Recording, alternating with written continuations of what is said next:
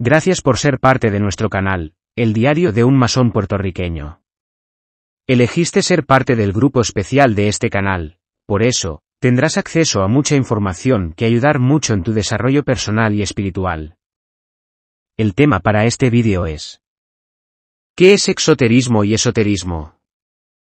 Antes de entrar en materia de los análisis en los términos exoterismo y esoterismo, es primordial comprender los conceptos básicos de estos.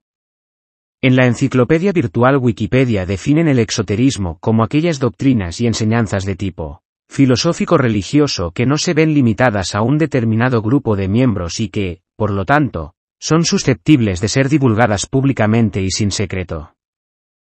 El exoterismo también lo definen como la parte del saber humano que se puede mostrar a todos, pues pertenece al mundo de los hechos externos y observables, o que son asequibles mediante la lógica racional. Para llegar a esas comprobaciones se precisa de la razón, el estudio, el entrenamiento investigador, en el caso de los grandes hombres y mujeres de ciencia, de la intuición y la genialidad. Exo hace referencia a lo externo, bien a través de los sentidos humanos o mediante instrumentos técnicos adecuados.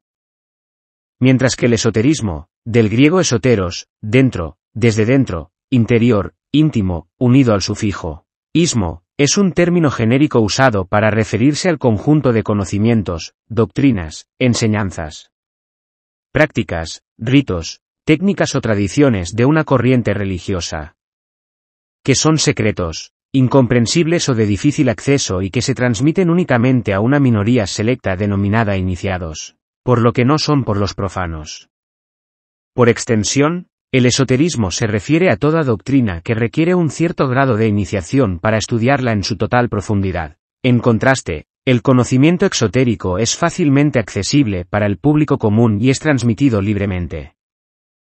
Antoine Faber, en su estudio sobre el esoterismo, espiritualidad de los movimientos esotéricos modernos, señala que antes del siglo XIX no existía un término que pudiese clasificar y reunir en una sola palabra a las diversas corrientes y prácticas esotéricas.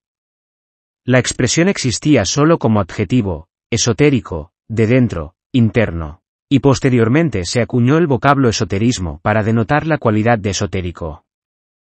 Por consiguiente, tenemos otra definición de esoterismo como la parte del conocimiento del hombre que progresa a través de la conciencia del ser humano sobre sí mismo y sobre el mundo que le rodea, usando las herramientas de la experiencia, la razón, la voluntad, la intuición y, en definitiva, la realización personal.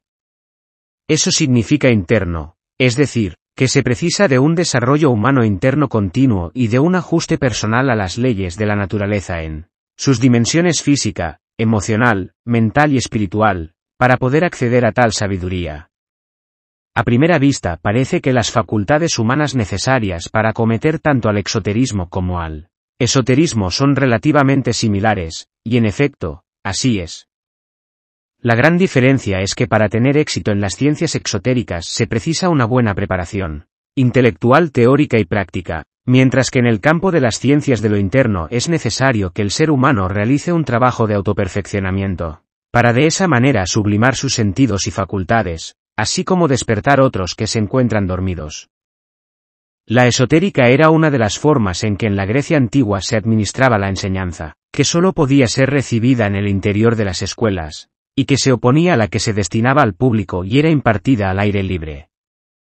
Los discípulos de Pitágoras se habrían dividido en exotéricos y esotéricos. Los primeros eran simples aspirantes sin investiduras, los segundos estaban completamente iniciados en la doctrina real del maestro. Para Platón y Aristóteles, los caracteres exotéricos o esotéricos se aplican solo a las doctrinas. Habría existido en Platón una doble filosofía, una accesible a todos, expuesta en sus diálogos, y otra más técnica, reservada solo a los iniciados. Aristóteles divide sus obras en esotéricas o acromáticas, y exotéricas. Los comentadores admiten que esta distinción no se basa en las cuestiones ni en sus soluciones, sino en la forma y los procedimientos de exposición. En las obras exotéricas solo se dan los argumentos más claros y para las esotéricas se reservan los más oscuros y decisivos. Sería semejante, pues, a los actuales y metódicos estudios científicos de las academias con relación a las divulgaciones que de tales disciplinas pueden hacerse. La idea de una doctrina misteriosa reservada a los iniciados se observa en numerosas sociedades tales como el movimiento Rosacruz o la francmasonería. Hay temas que se escapan y se seguirán escapando a las ciencias exotéricas y experimentales, las cuales estudian en el universo por el momento los planos de la materia y la energía. En contraste, el esoterismo representa una línea científica, filosófica y humanista que interpreta el mundo de los fenómenos físicos y energéticos relacionándolos con los niveles mentales y de la conciencia. Sabemos que la francmasonería es heredera de los antiguos misterios provenientes de sociedades secretas de los pueblos más antiguos de la humanidad que basaban su filosofía en el estudio de las ciencias ocultas como la cábala, la magia y el hermetismo, siendo estas ciencias netamente esotéricas. Adicionalmente, la francmasonería en sus orígenes contó entre sus fundadores a transmisores de diversas corrientes herméticas, pitagóricas, cabalistas, mitraicas, sincretista, hinduista, cristianas, etc., que con el correr del tiempo se fueron entrelazando armónicamente hasta dar origen a un sistema de grados, enmarcados en una filosofía masónica. Este cuerpo filosófico liga al francmasón mucho más a los valores humanos que a la devoción de Dios, lo cual lo hace menos teósofo y un poco más antrósofo. El sistema filosófico de la masonería concibe al hombre formado por un cuerpo, una psique, un alma, un espíritu y un contacto con la fuente divina. En términos específicos representa la psique mediante el templo de Salomón, que se describe como un templo de 3 niveles, aprendiz, compañero y maestro, dentro del cual se puede tener conciencia de la presencia de la divinidad. El patio del templo corresponde a la conciencia individual y su desarrollo se realiza en la cámara de aprendices, en la cual el recién iniciado recibe simbólicamente una mirada al interior de la naturaleza de su psique y que se representa como la piedra bruta.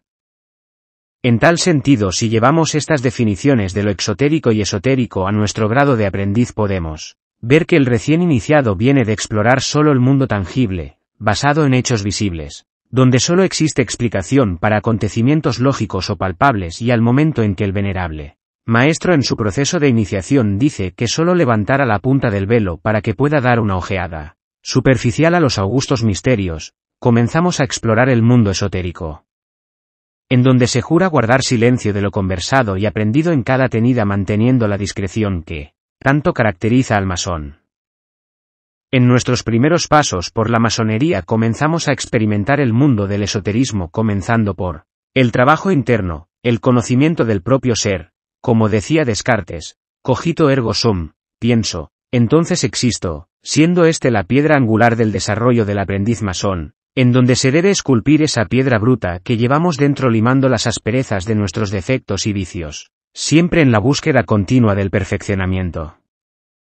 Por otra parte, el masón debe mantener un equilibrio entre el exoterismo y esoterismo, ya que ambas son complementarias. Nada logramos con comprender nuestro propio ser y alcanzar altos niveles de espiritualidad si estos no son compartidos con nuestro entorno. El masón debe estar atento ante la injusticia y tiranía de nuestras sociedades para que sean combatidas con el brazo de la igualdad y la libertad, contando con el apoyo fraternal de nuestras logias.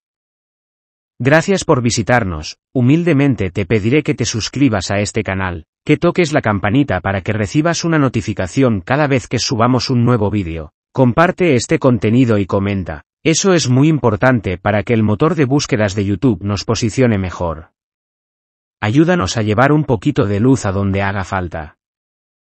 Gracias y hasta la próxima.